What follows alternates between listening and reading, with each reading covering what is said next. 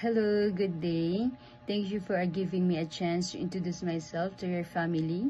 I hope you have a good condition while watching this video.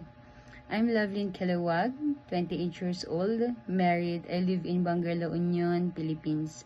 I'm high school graduate. I'm the mother of two, 10 and 4. I have one brother, two sisters. I'm the third child in the family. My hobby is dancing, cooking, drawing, making DIYs. I'm honest, patient, responsible, hardworking, and friendly person.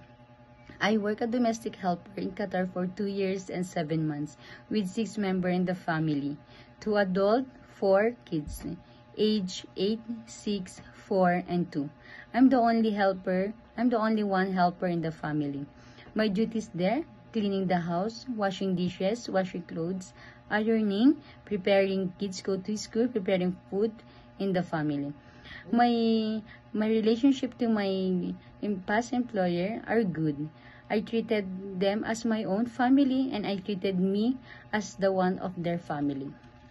Hello, ma'am and sir. I hope to choose me to work to your family as a helper. I promise to do my best to my duties, responsibilities. I will love and taking care of your kids if you have. I will treat your family as my own family.